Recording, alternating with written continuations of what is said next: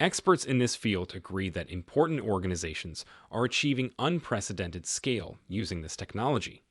With the use of technology, we're witnessing big organizations operate on a scale never previously possible. In the modern world, technology is becoming more and more vital, so people must have the abilities needed to understand and use it properly. Support the ordinary financial markets empowerment.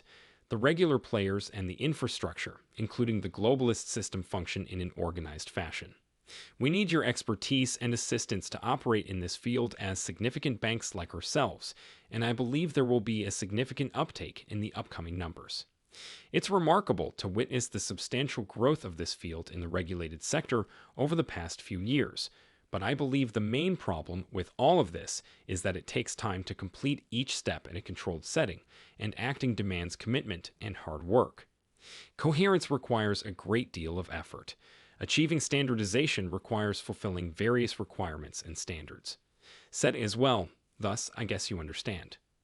I am excited to witness the rapid and substantial growth of this technology in the future. It is anticipated that this will increase significantly and quickly in the future, the following many years, into several trillions of volumes and scales every day.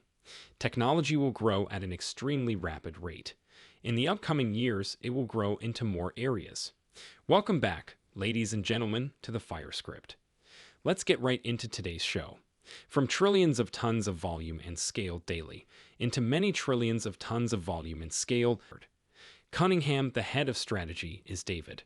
Improving cooperation and alliances for the administration of digital assets.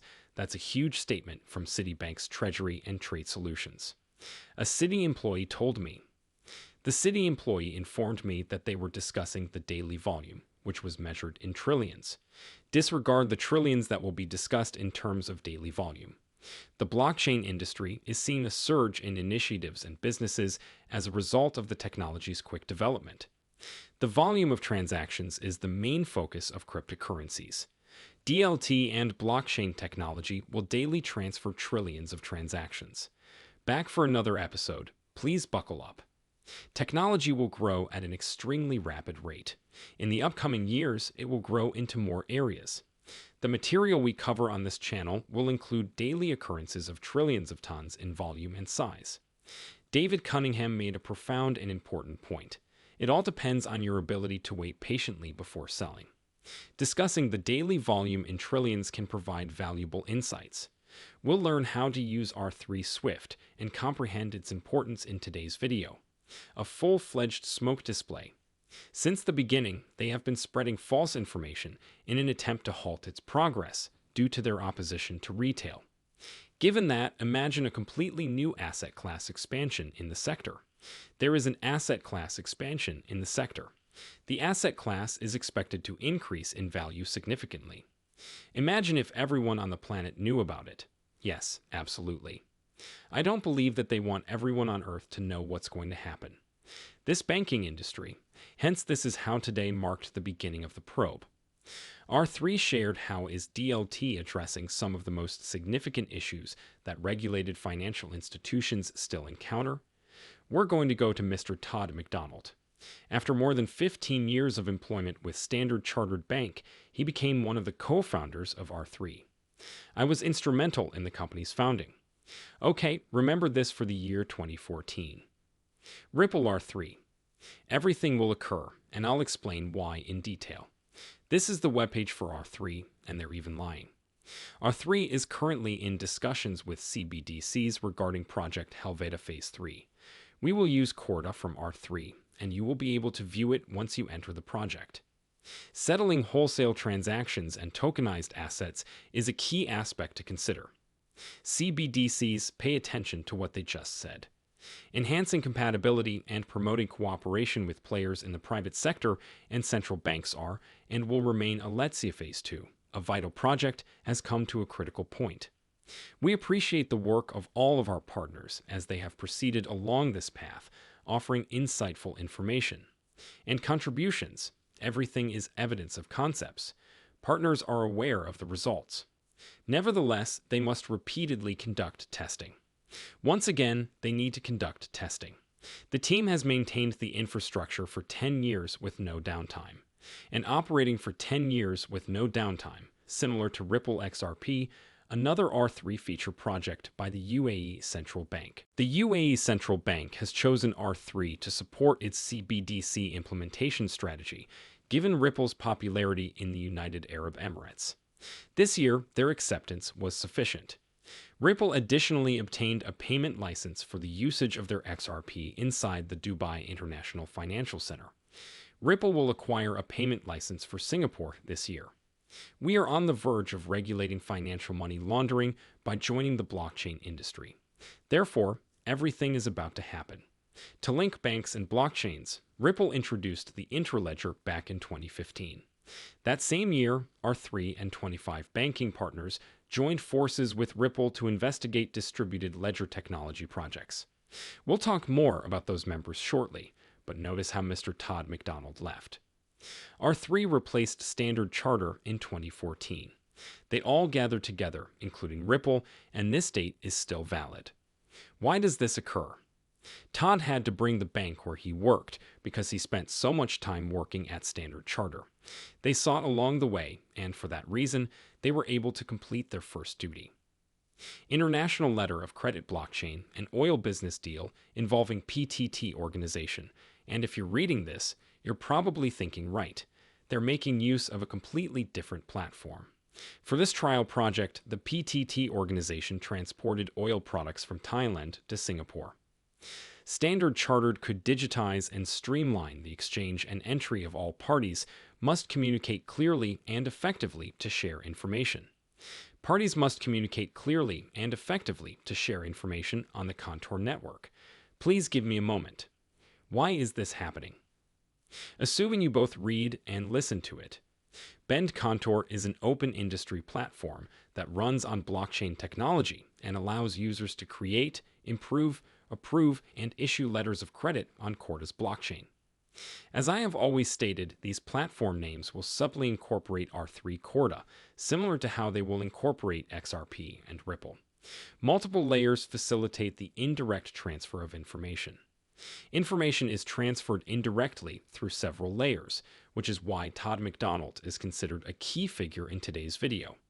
In today's video, his departure was a major event. After charting, Standard moved to R3. I co-founded it with Standard Charter, and they even demanded money from them. Now, hear me out.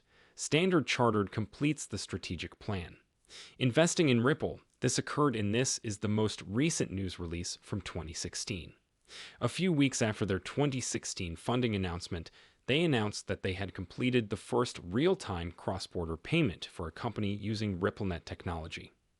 I find it hard to believe that any of these things are true and that they stack up, let alone that if we continue to all the banks, I was working with R3 and Ripple back in 2015, and as of right now, everything is still intact.